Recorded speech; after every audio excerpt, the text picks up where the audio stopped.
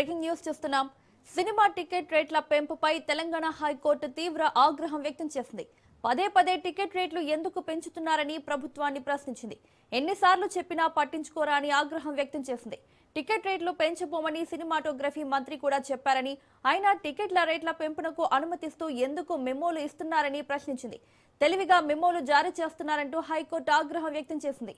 ఎన్నిసార్లు చెప్పినా ఎందుకు మీ ఆలోచన మారడం లేదని అసహనం వ్యక్తం చేసింది.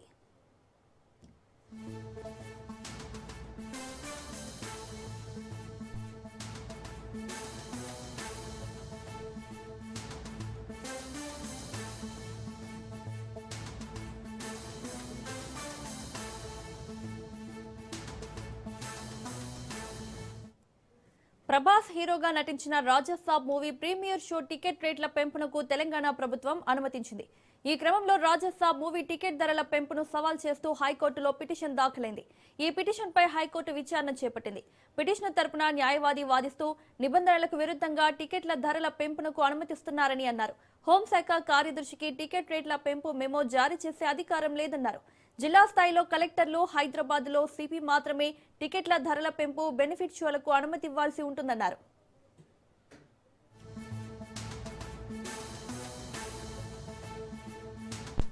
మెమో జారీ చేసిన అధికారికి 5 లక్షల జరిమానా విధించాలని కోరారు.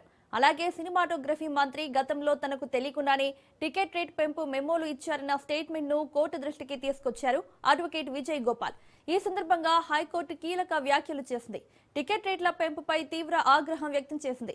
పదే పదే సినిమా టికెట్ రేట్లు ఎందుకు పెంచుతున్నారని ప్రభుత్వాన్ని ప్రశ్నించింది.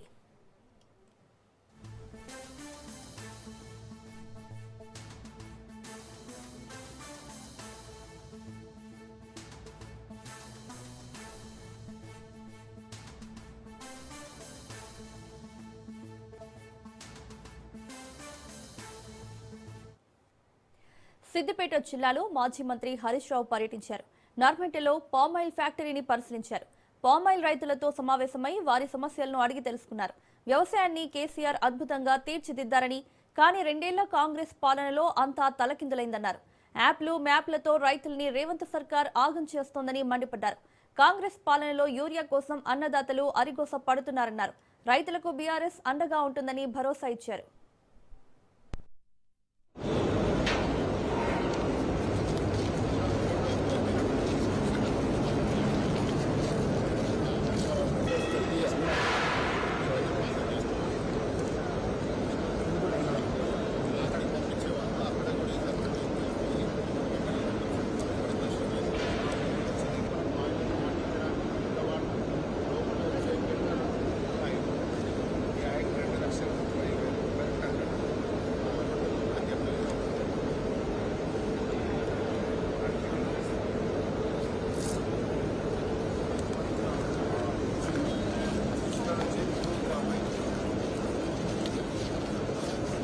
రైతుల్ని ఈ ప్రభుత్వం ఆఫీసర్ల చుట్టూ తిప్పుతా ఉంది. రైతుల ఉసురు పోసుకుంటుంది. రైతులను భిక్షగాళ్ళుగా మారుస్తున్నారు మీరు. అంటే నీ యూరియా బస్తాల కోసం ఎన్నిసార్లు తిరగాలి రైతులు? ఈ రకంగా అటు యూరియా సరఫరా బాగలేదు, ఇటు కరెంట్ సరఫరా బాగలేదు. రైతు బంధు రేవంత్ రెడ్డి వచ్చినాక 4 పంటలు వచ్చినాయి. 2 సార్లు ఇచ్చిండు రైతు బంధు, 2 సార్లు కొట్టిండు. సగం ఇచ్చిండు, సగమే కొట్టిండు. కరోనా ఉంటే కూడా కేసీఆర్ ఆపలే. కానీ రేవంత్ రెడ్డి ఏది లేకపోయినా రైతు బంధు 2 పంటలకు ఇచ్చి 2 పంటలు ఇవాళ రైతు బంధు ఎగ్గొట్టిన పరిస్థితి. రైతు బీమాకు 4 నెలలు పైసలే కట్టలేదు. ఇక బోనస్ బోగస్ అయిపోయింది. పోయిన యాసంగి పంట బోనస్ 1160 కోట్ల రూపాయలు ఇప్పటిదాకా ఇవ్వలేదు. ఇప్పుడు ఈ వానకాలం బోనస్ కూడా ఇంకా 600 కోట్లు పెండింగ్ ఉన్నది. అంటే 1800 కోట్ల రూపాయలు బోనస్ కింద ఈ ప్రభుత్వం రైతులకు బాకీ పడ్డది. బోనస్ ఇవ్వకపోతేవి, రైతు బంధు 2 సార్లు ఎగ్గొడితివి, ఎరువులకు గోస పెట్టబడితివి, కరెంటు 24 గంటలకెళ్ళి 12-13 గంటలు అయిపోయింది. కరెంట్ లో కోత పెడితివి. కరెంట్ల కోత, ఎరువులకు గోస, రైతు బంధు ఎగవేత, బోనస్ బోగస్. అసలు నువ్వు రైతులకు చేసిన మేలేందో ఒక్కటి చెప్పు నాకు. కేసీఆర్ గారు ఉండంగా ఉన్నాయి కూడా నువ్వు ఇస్తలేవు, కొత్తగా ఇచ్చింది కాదు. కేసీఆర్ గారు ఇచ్చిన దాంట్లో రైతు బంధుల కోత పెట్టినవు, ఎరువులలో తిప్పలు పెడుతున్నావు, కరెంటుల కోత పెట్టినవు.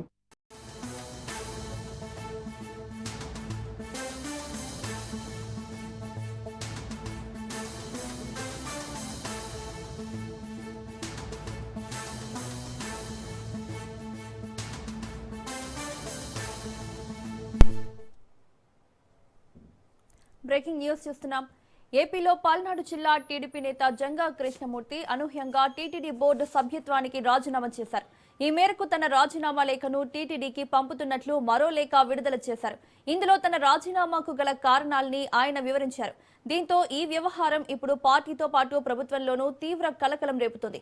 మనస్తాపం చెంది టీటీడీ బోర్డు సభ్యత్వానికి రాజీనామా చేస్తున్నట్లు టీడీపీ నేత జంగా కృష్ణమూర్తి లేఖలో తెలిపారు. గతంలో తనకు కేటాయించిన బాలాజీ నగర్ ఫ్లాట్ నెంబర్ 2 ఇప్పటికీ ఖాళీగా ఉందని, దాన్ని తిరిగి కేటాయించాల్సిందిగా సీఎం చంద్రబాబును కోరినట్లు జంగా తెలిపారు.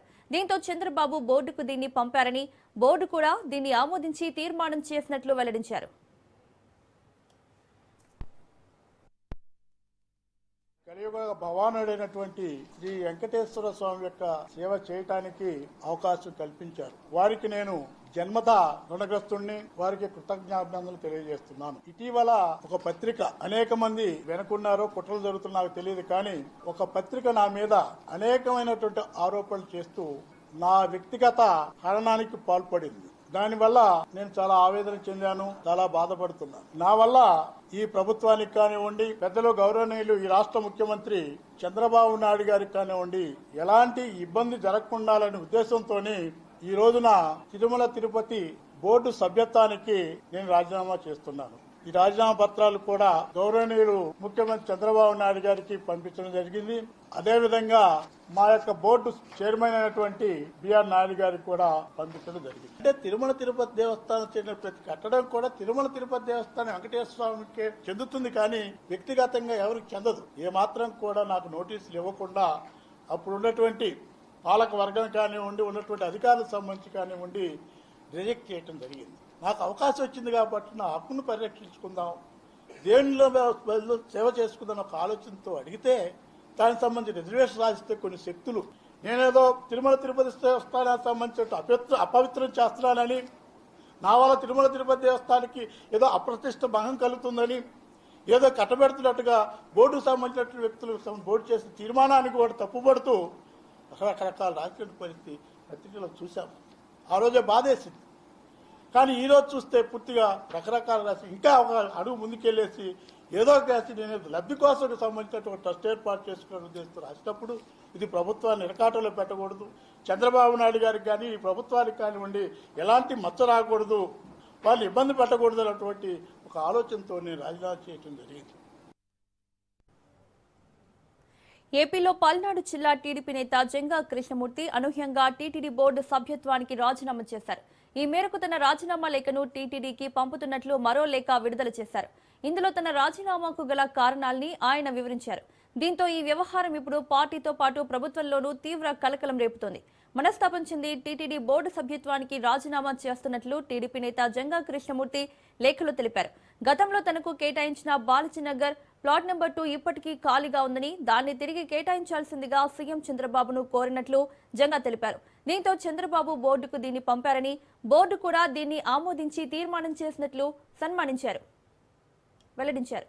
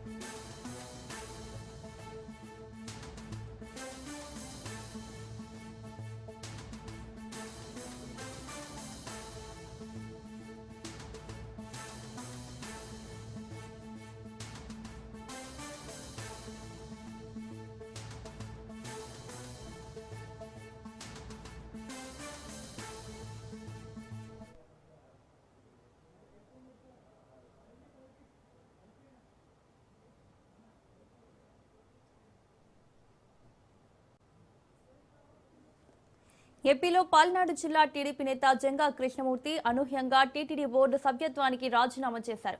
ఈ మేరకు తన రాజీనామా లేఖను టీటీడీకి పంపుతున్నట్లు మరో లేఖ విడుదల చేశారు. ఇందులో తన రాజీనామాకు గల కారణాల్ని ఆయన వివరించారు. దీంతో ఈ వ్యవహారం ఇప్పుడు పార్టీతో పాటు ప్రభుత్వంలోనూ తీవ్ర కలకలం రేపుతోంది. మనస్తాపం చెంది టీటీడీ బోర్డు సభ్యత్వానికి రాజీనామా చేస్తున్నట్లు టీడీపీ నేత జంగా కృష్ణమూర్తి లేఖలో తెలిపారు. గతంలో తనకు కేటాయించిన బాలాజీనగర్ ప్లాట్ నెంబర్ 2 ఇప్పటికీ ఖాళీగా ఉందని, దాన్ని తిరిగి కేటాయించాల్సిందిగా సీఎం చంద్రబాబును కోరినట్లు జంగా తెలిపారు. దీంతో చంద్రబాబు బోర్డుకు దీన్ని పంపారని, బోర్డు కూడా దీన్ని ఆమోదించి తీర్మానం చేసినట్లు వెల్లడించారు.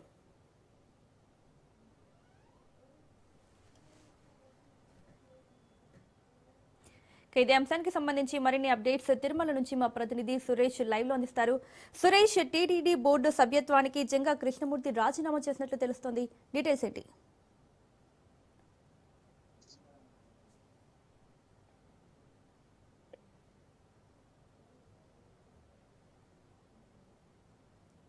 ఆయన లక్ష్యంగా పెట్టుకున్న 25 సంవత్సరాల కళ అంటే తిరుమలలో స్థలం కేటాయించి డొనేషన్ స్కీమ్ మీద బిల్డింగ్ కట్ట ఆలోచన 25 ఏళ్ళుగా కోరిక.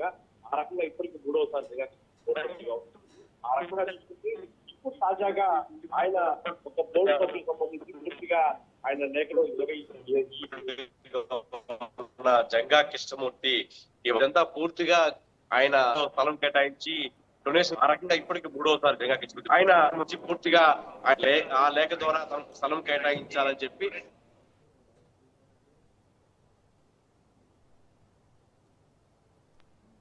ఆ రకంగా గతంలో చూస్తే 2006, 2007 చెప్పే ఆ పార్టీ ఆ తర్వాత వచ్చిన బోర్డు సభ్యులు ఆ నిర్ణయాన్ని రద్దు చేస్తూ వచ్చారు.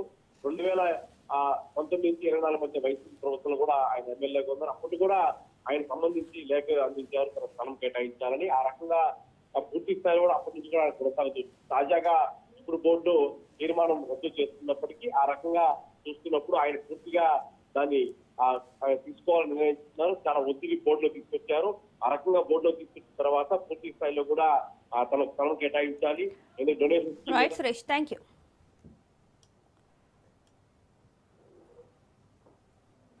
పిఠాపురంలో డిప్యూటీ సీఎం పవన్ కళ్యాణ్ పర్యటించారు. నడుచుకుంటూ వెళ్తూ స్థానికుల సమస్యలు తెలుసుకున్నారు. Kakinada DCCB chairman, Pithapuram commissioner పై పవన్ కళ్యాణ్ ఫైర్ అయ్యారు. కాలనీలు ఇంత చెత్తగా ఉంటే ప్రజలు ఎలా ఉంటారని ఆగ్రహం వ్యక్తం చేశారు. నేను చీపురు పట్టి తుడవాలా అంటూ అధికారులను ప్రశ్నించారు. అవసరమైతే రాజకీయ అడ్మినిస్ట్రేషన్ నిర్ణయాలు తీసుకోలేరా అంటూ మండిపడ్డారు Pawan Kalyan.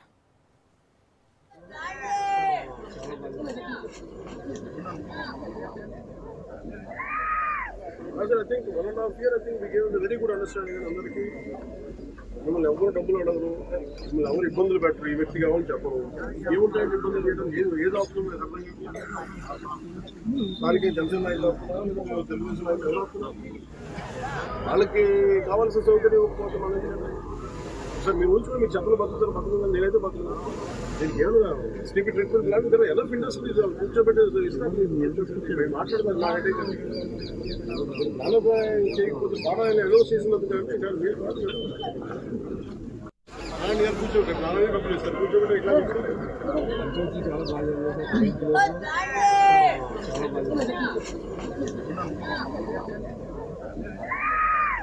I think 1.5 years, I think we gave a very good understanding in అందరికీ. మిమ్మల్ని ఎవరు డబ్బులు అడగరు, మిమ్మల్ని ఎవరు ఇబ్బందులు పెట్టరు, ఈ వ్యక్తి కావాలని చెప్పరు.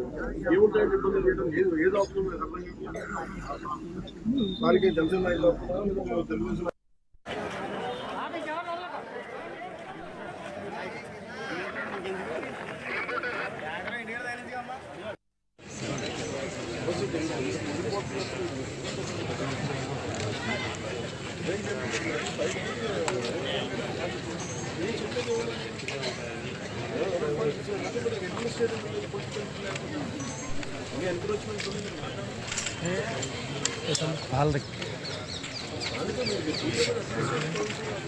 దీని మీద డాక్టర్ బిఆర్ అంబేద్కర్ కోనసీమ జిల్లా ఎరుసమండలో సంభవించిన బ్లౌట్ మంటలు ఇంకా అదుపులోకి రాలేదు. ఓఎన్జీసీ ఆధ్వర్యంలో 5వ రోజు రెస్క్యూ ఆపరేషన్ కొనసాగుతోంది. మడ్ ఫిల్లింగ్ వాహనాల కోసం ప్రత్యేకంగా 7 మీటర్ల వెడల్పున రోడ్డును ఏర్పాటు చేశారు. మంటల తీవ్రత తగ్గినప్పటికీ పీడనం ఇంకా కొనసాగుతుందని, మంటలు అదుపులోకి వచ్చేందుకు వారం రోజుల సమయం పడుతుందని ఓఎన్జీసీ అధికారులు తెలిపారు. మంటల నియంత్రణకు వాటర్ స్ప్రే చేస్తున్నారు సిబ్బంది. ప్రస్తుతం ప్రమాదం ఏమీ లేదని అధికారులు చెప్పడంతో పునరావాస కేంద్రాల్లో ఉన్న ఇరుసుమండ, లక్కవరం, గుబ్బలవారిపాలెం గ్రామాలకు చెందిన నిర్వాసితులు ఇళ్లకు చేరుకున్నారు. ఎంపీ హరీష్ మాథూర్, స్థానిక ఎమ్మెల్యే దేవవరప్రసాద్ అక్కడే ఉండి పరిస్థితిని ఎప్పటికప్పుడు పర్యవేక్షిస్తున్నారు.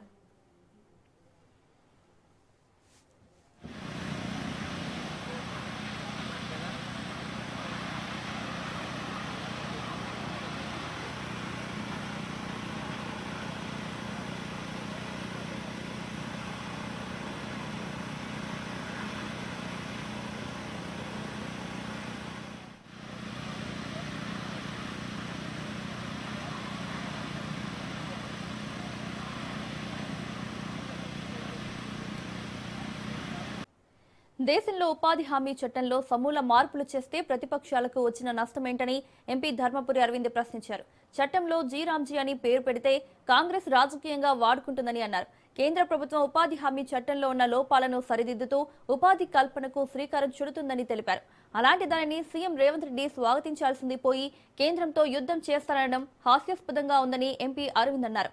జీరాంజీ ద్వారా 120 రోజులు సాధారణ ప్రజలకు, 150 రోజులు ఆదివాసీలకు, గిరిజనులకు పని కల్పించబడుతుందని అన్నారు.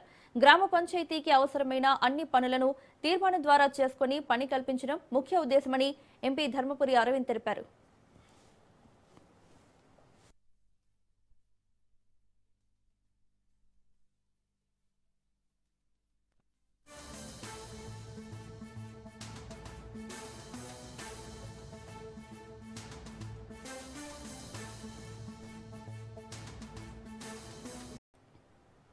సూర్యాపేట జిల్లా కోదాడలో డబుల్ బెడ్రూమ్ ఇండ్ల అంశం రాజకీయ దుమారం రేపుతోంది. డబుల్ బెడ్రూమ్ ఇండ్ల నిర్లక్ష్యంపై మాజీ ఎమ్మెల్యే బొల్లం మల్లయ్య యాదవ్ తీవ్ర స్థాయిలో ఫైర్ అయ్యారు. 2018లో బీఆర్ఎస్ ప్రభుత్వం శంకుస్థాపన చేసిన డబుల్ బెడ్రూమ్ ఇండ్లను 2026 నాటికి కాంగ్రెస్ ప్రభుత్వం కనీస వసతులు చేయలేకపోవడం పూర్తి స్థాయి వైఫల్యమని విమర్శించారు. పేదలకు కనీస వసతులు కూడా కల్పించలేకపోతున్నారని, గాలి మోటార్లకు వెచ్చిస్తున్న ఖర్చును డబుల్ బెడ్రూమ్ ఇండ్లపై పెట్టాలని డిమాండ్ చేశారు.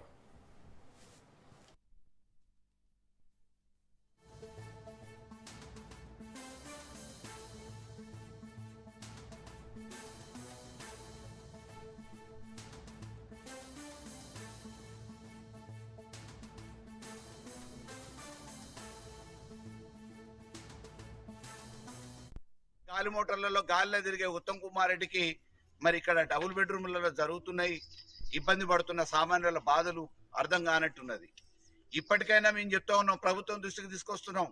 కలెక్టర్ గారు, ఆర్డీఓ గారు జోక్యం చేసుకొని వెంటనే ఇక్కడ కావాల్సిన నామినల్ ఒక 50-60 లక్షల రూపాయలు పెడితే 532 కుటుంబాలు ఇక్కడ నివాస యోగ్యంగా ఉండటానికి అనువైన కేంద్రంగా ఏర్పాటు చేసి నిర్మాణం పూర్తి చేసుకొని అన్ని వసతులు సమకూర్చిన బీఆర్ఎస్ ప్రభుత్వంలో ఇచ్చిన ఈ ఇండ్లని వెంటనే ఉండటానికి వాళ్ళకి కావాల్సిన సదుపాయాలు 50 లక్షల రూపాయలు ప్రభుత్వం ఖర్చు పెడితే సరిపోతుంది.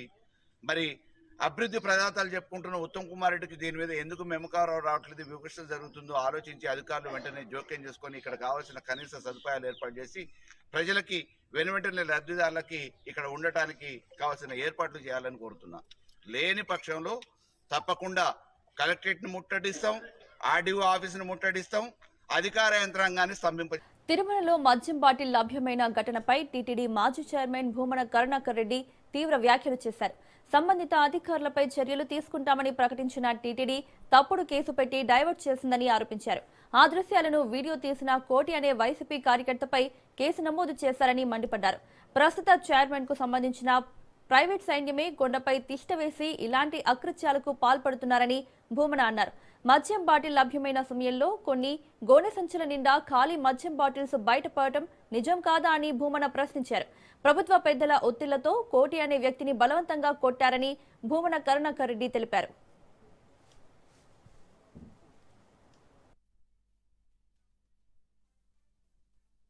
బిఆర్ నాయుడు యొక్క ప్రైవేటు సైన్యమే కొండ మీద తిష్ట వేసి ఈ రకమైనటువంటి అరాచకాలకు బాధ్యులవుతున్నారు అన్నటువంటిది గత 1.5 సంవత్సరాలుగా పరంపరగా వస్తున్నటువంటి విషయాలను బట్టి చాలా స్పష్టమవుతున్నది.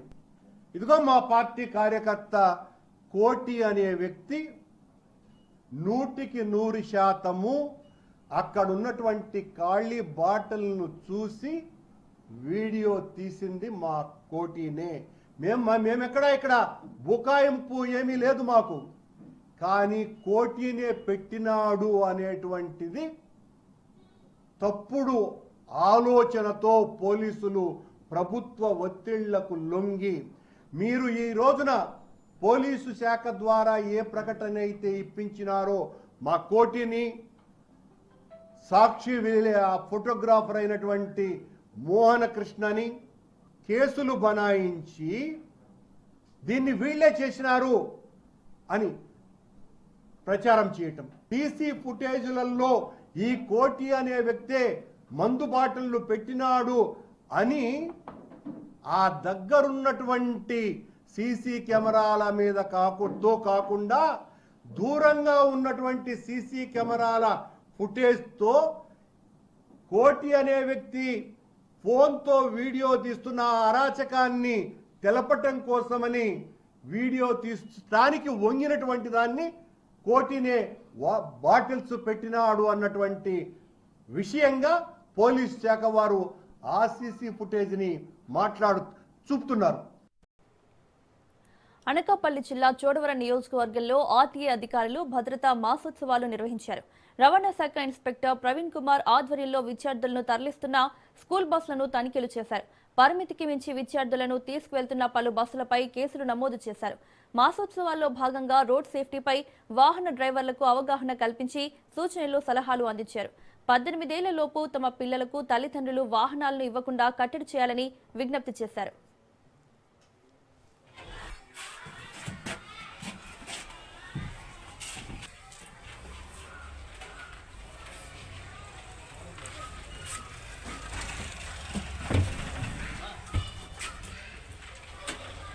బాబు ఫస్ట్ ఎయిడ్ కిట్ ఎక్కడ ఉంది? ఉందిలే.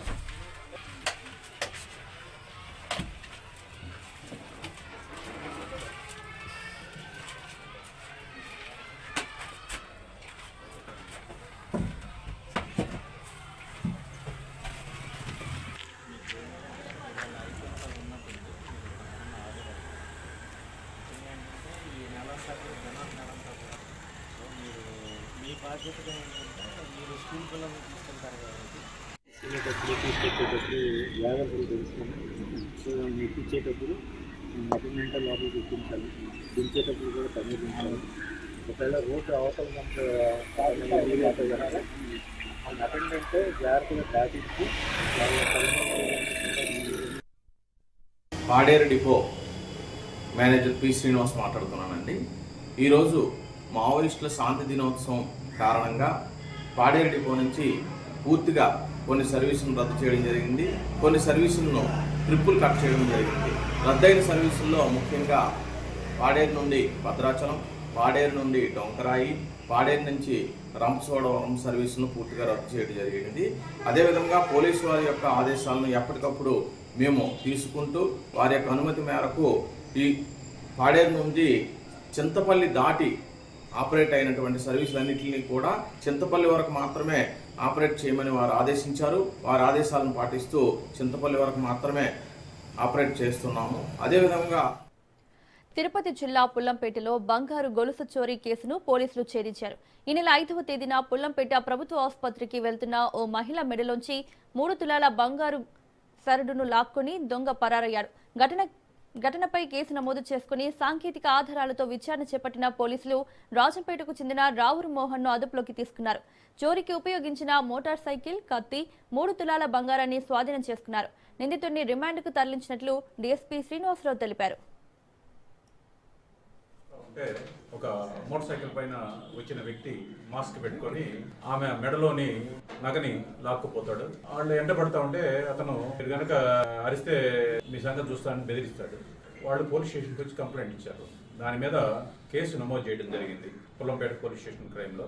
దీంట్లో అందుబాటులో ఉన్న సాంకేతిక ఆధారాలు తోటి మన రైల్వే కోడూరు రూరల్ సిఐ గారు డి శ్రీనివాసులు గారు ఆయన టీం అతి తక్కువ కాలంలో ఈ ముద్దాయిని పట్టుకోవడం జరిగింది. ముద్దాయి దగ్గర నుంచి ఏదైతే దొంగతనం జరిగిందో దానికి సంబంధించిన బంగారు సరడు యాజ్ ఇట్ ఈజ్ గా రికవర్ చేయడం జరిగింది. ఈ రోజు అతన్ని అరెస్ట్ చేసి కోర్టుకు పంపిస్తున్నాం. అతను ఆ రోజు వాడిన మొబైల్ ఫోను అట్లనే అతను వాడిన బైక్ ను కూడా సీజ్ చేయడం జరిగింది. దయచేసి ప్రజలందరికీ కూడా పోలీస్ తరఫున విజ్ఞప్తి ఏమిటంటే మీరు ప్రయాణం చేసేటప్పుడు కొద్దిగా జాగ్రత్తతోటి ఉండాలి. వెంటనే పోలీస్ స్టేషన్ లో ఏదైనా నేరం జరిగితే వెంటనే పోలీస్ స్టేషన్ లో తెలియజేయాలి. అట్లనే బిజినెస్ ఎస్టాబ్లిష్మెంట్స్ ఏవైతే ఉన్నాయో వ్యాపార సముదాయాలు భవనాలు వాళ్ళందరూ కూడా సీసీ కెమెరాలని ఇన్స్టాల్ చేయాలి. ఇన్స్టాల్ చేసుకుంటే మీ మానవత్వం సామాజిక బాధ్యత కలిగిన వ్యక్తి దివ్వెల పిచ్చయ్య అని ఏపీ బీజేపీ చీఫ్ మాధవ్ అన్నారు. ఆర్ఎస్ఎస్ సంఘ్ సంచాలక్గా న్యాయవాదిగా పేరుగాంచిన పిచ్చయ్య జీవితం నేటి సమాజానికి ఆదర్శమని కొనియాడారు. విజయవాడ మొగల్ రాజపురంలోని అమ్మ కళ్యాణ మండపంలో దివ్వెల పిచ్చయ్య సంస్మరణ సభను ఘనంగా నిర్వహించారు. ఈ సభకు ప్రముఖులు, సంఘ సభ్యులు, రాజకీయ నాయకులు ఘన నివాళులు అర్పించారు. ఈ సందర్భంగా పిచ్చయ్యతో ఉన్న అనుబంధాన్ని గుర్తు చేస్తూ కీర్తించిన పలు రాజకీయ నేతలు పిచ్చయ్య లేని లోటు తీరనిదని వారి కుటుంబ సభ్యులకు ప్రగాఢ సానుభూతి వ్యక్తం చేశారు. తన తండ్రి ఆశయాలను నెరవేర్చే బాధ్యతను తాము తీసుకుని ఆచరిస్తామని తనయులు రామకృష్ణ, భరత్ కుమార్, కిషోర్లు తెలిపారు.